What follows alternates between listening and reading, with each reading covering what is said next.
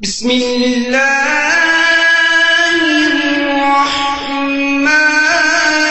الرحیم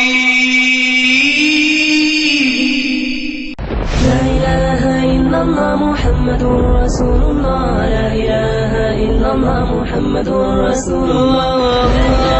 اللہ کے نبی فرماتے ہیں جو عورت خوشبو لگائے اور پھر کسی قوم کے پاس سے گزرے، خوشبو لگائے پھر کسی قوم کے پاس سے گزرے اور اس کی خوشبو نہ محرم مردوں تک پہنچے، نہ محرم ناک اس عورت کی خوشبو کو سونگے،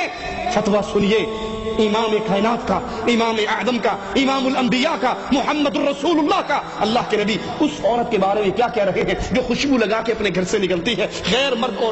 مردوں کے پاس سے گزرتی ہے، اس کی خوشبو ان غیر مردوں کے ناکوں میں پہنچتی ہے۔ اللہ کے نبی فرماتے ہیں فَهِيَ زَانِيَةٌ زَانِيَةٌ زَانِيَةٌ، یہ بدکار ہے۔ اپنی بیویوں کو تیار کروا کے شاپنگ کے لیے پانڈا مارکیٹ میں بھیجنے والوں، اتوار بازاروں میں بھیجنے والوں، ان کو شادی ہال میں فنکشن اٹینڈ کرنے کے لیے بھیجنے والوں، اور یہ بودی دلیل دینے والوں کہ مولانا ہماری بیوی ٹھیک ہے، ہماری بیوی پارٹی اٹینڈ کرنے کے لیے شادی ہال میں جاتی ہے لیکن وہ پرفیوم نہیں لگاتی،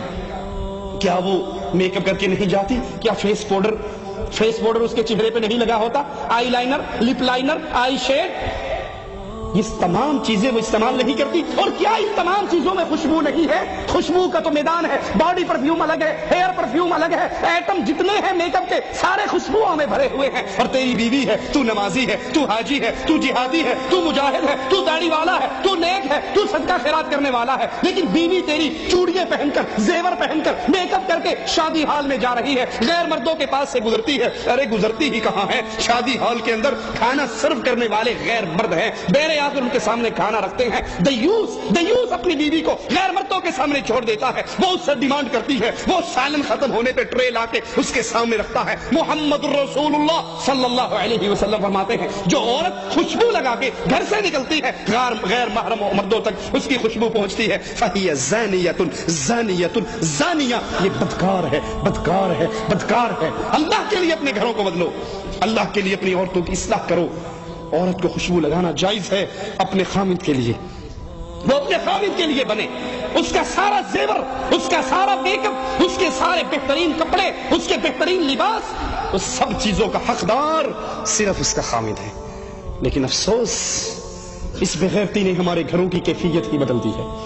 خامد کے لیے جب عورت گھر میں ہو،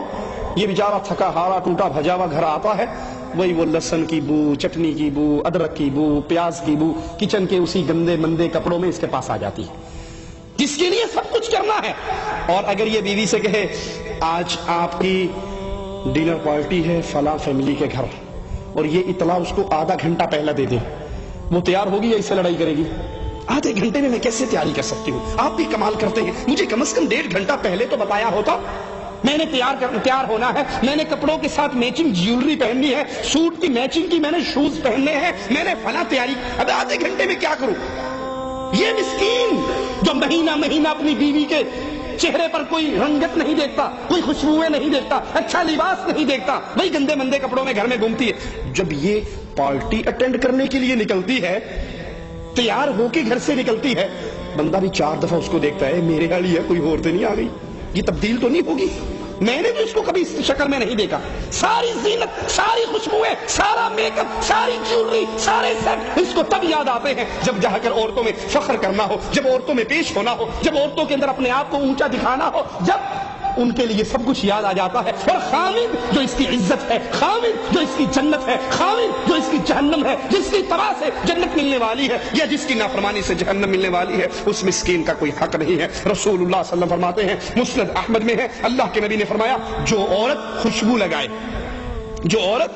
لگائے پھر مسجد میں جائے، اتوار بازار کی بات نہیں، پانڈا مارکیٹ کی بات نہیں، شادی ہال کی بات نہیں، فنکشن اٹینڈ کرنے کی بات نہیں، یہاں مسجد کی بات ہے، بیت اللہ کی بات ہے، اللہ کے گھر کی بات ہے۔ فرمایا جو عورت خوشبو لگائے مسجد میں جائے اس حال میں کہ اس کے جسم سے خوشبو آ رہی ہو، اس کی نماز قبول نہیں ہوتی۔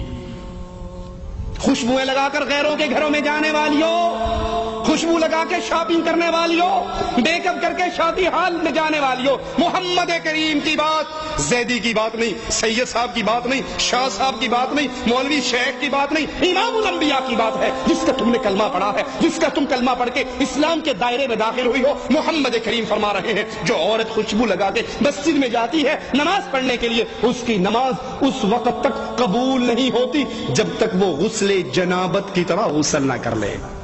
جیسے فرضی غسل ہے، جنابت کا غسل ہے، اگر وہ جنابت کے غسل کی طرح غسل کرتی ہے پھر اس کی نماز قبول ہوتی ہے، اگر وہ غسل جنابت کی طرح غسل نہیں کرتی تو اس کی نماز قبول نہیں ہوتی۔ عورت کا محرم کے بغیر سفر کرنا جائز نہیں ہے۔ اسلام بے حیائی و فحاشی کے راستوں کو کیسے روک رہا ہے؟ بخاری و مسلم میں ہے، اللہ کے پیارے حبیب علیہ الصلوۃ والسلام نے فرمایا کوئی عورت سفر نہ کرے الا مع ذی محرم، سوائے اس کے کہ اس کے ساتھ کوئی محرم رشتہ دار ہو۔ سائل کھڑا ہو کر کہتا ہے یا رسول اللہ صلی اللہ علیہ وسلم، میں نے اپنا نام آپ کے ساتھ جہاد پہ جانے کے لیے غزوے میں لکھوایا ہے، اس حال میں کہ میری بیوی حج کے لیے جا رہی ہے، میں جہاد فی سبیل اللہ میں جا رہا ہوں، بیگم صاحبہ حج کرنے کے لیے جا رہی ہے۔ رسول کریم علیہ الصلوۃ والسلام اس کے جہاد کے سفر کو کینسل کرنے کا حکم دیتے ہوئے فرماتے ہیں جہاد کا ارادہ ختم کر دو، ترک کر دو، اپنی بیوی کے ساتھ جاؤ، اس کو حج کرا کر لاؤ۔ حج کا سفر کتنا مبارک سفر ہے، حج کا سفر کتنا عظیم سفر ہے، اس سفر کے اندر بھی عورت کا بغیر محرم کے حج پہ جانا جائز نہیں ہے، غیر محرم عورت کی طرف قصداً دیکھنا جائز نہیں ہے۔ قرآن حکیم میں مالک فرماتا ہے قل للمؤمنین، کہو اہل ایمان کو یغضوا من ابصارہم، اپنی آنکھوں کو جھکا کر رکھے، اپنی آنکھوں کو نیچا رکھے، ویحفظوا فروجہم، اپنی شرمگاہوں کی حفاظت کریں، ذالک ازکا لہم، یہ ان کے لیے زیادہ بہتر ہے، یہ ان کے لیے، ان کی طہارت کے لیے، ان کی پاکیزگی کے لیے بہتر ہے۔ ان اللہ خبیر بما یصنعون، اور اللہ جانتا ہے جو کچھ تم کرتے ہو۔ ہاں اگر کوئی شادی کرنے کا ارادہ رکھتا ہے تو اپنی منگیتر کو ایک نظر دیکھ سکتا ہے۔ اللہ کے نبی علیہ الصلوۃ والسلام نے اپنے ایک صحابی سے کہا اس کی شادی کی خبر سن کر کہ تو اپنی منگیتر کو ایک نظر دیکھ لے، ایک نظر دیکھ لے، یہ تیرے لیے، تمہاری آئندہ زندگی کے لیے زیادہ بہتر ہے۔ اور یہ دلیل ہے کہ چہرے کا پردہ کرنا ضروری ہے۔ ایک نظر دیکھنا دلیل ہے کہ چہرے کا پردہ ہے۔ شریعت چہرہ چھپانے کا حکم دیتی ہے، کیوں؟ اگر چہرہ کھلا ہوتا، اگر چہرہ ننگا ہوتا تو ایک نظر دیکھنے کا کیا مطلب؟ وہ تو کہیں بھی اس کو دیکھ سکتا ہے۔ جو منگیتر کو حکم دیا گیا جاؤ ایک نظر اس کو دیکھو، اس کا مطلب ہے مومنہ عورت کا چہرہ چھپا ہوا رہتا ہے، ڈھکا ہوا رہتا ہے، وہ صرف اپنے منگیتر کے لیے ایک لمحے کے لیے اپنے چہرے کو ننگا کر کے اپنے منگیتر کو چہرہ دکھا سکتی ہے۔ جس طرح عورتوں پر نظر ڈالنا